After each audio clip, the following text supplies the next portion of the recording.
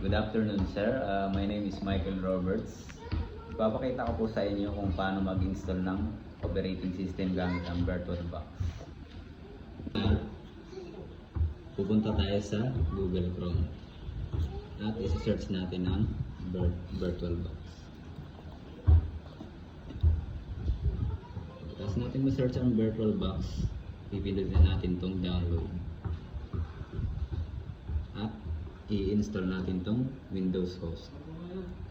Pag natapos natin i-install natin itong Windows host, punta naman tayo sa Ubuntu.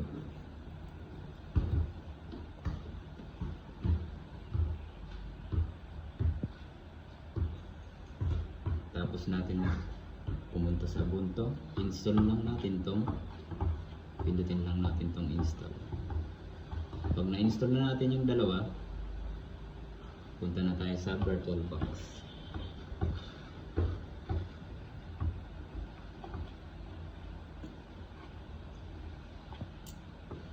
At pupunta na tayo dito sa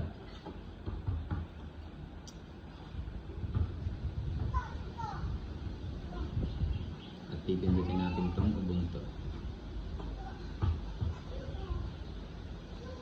Yun po. Pagkatapos natin ipindutin natin ang start.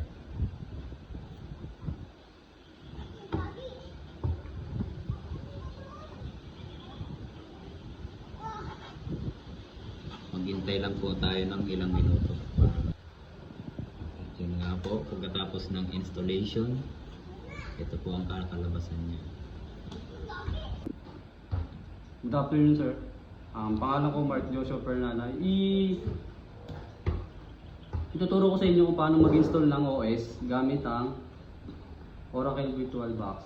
Una, Google Chrome.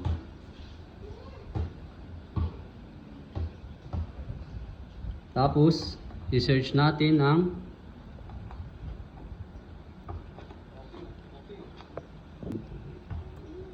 i-search natin ang VirtualBox. Tapos, click download. Pag na-download nyo na, next download naman natin ay ang Ubuntu. Pag nandito na kayo, click nyo lang to, download. Pag na-download nyo na rin yan, at na-install nyo na rin tong Oracle, click nyo lang. Tapos, install na natin yung Ubuntu.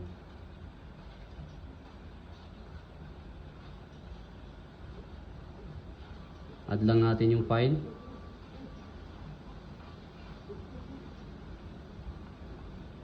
Pag na-add na siya, click natin ang start.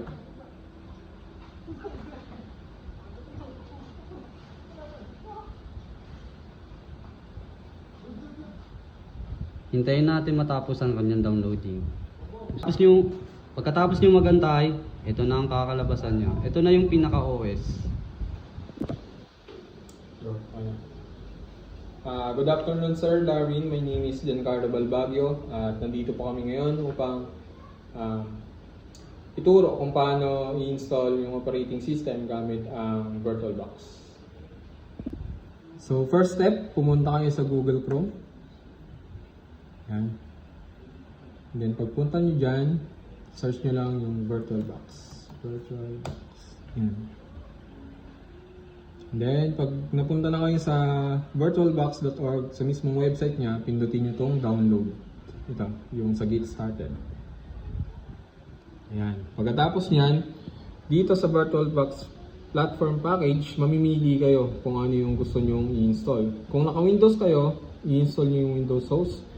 And kapag naka-macOS naman kayo, ito yung macOS Intel or macOS Apple Silicon host. So ngayon gagamit tayo ng Windows kasi naka-Windows tayo.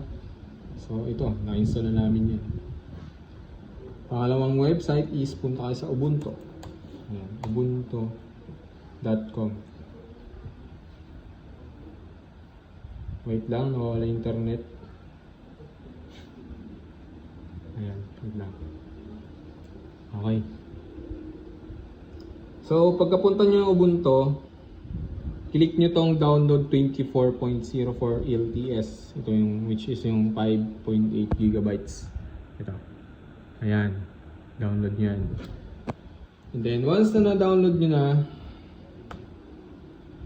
punta na kayo sa desktop at pindutin nyo itong Oracle VirtualBox na dinownload nyo kanina. Ayan. So, para magawa natin yung para ma-install natin yung Linux operating system, kailangan natin siyang ilagay sa VirtualBox. So, ang gagawin natin, mag-add tayo.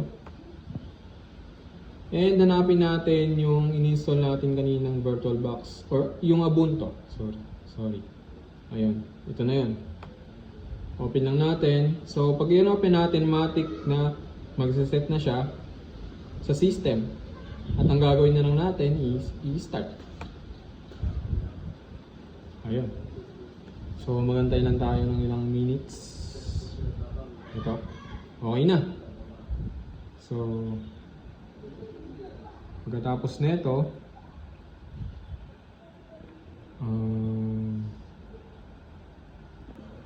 ayun, okay na. Pagkatapos ng installation kanina, ito na yung kalalabasan. So, thank you. Maraming salamat po. And good day.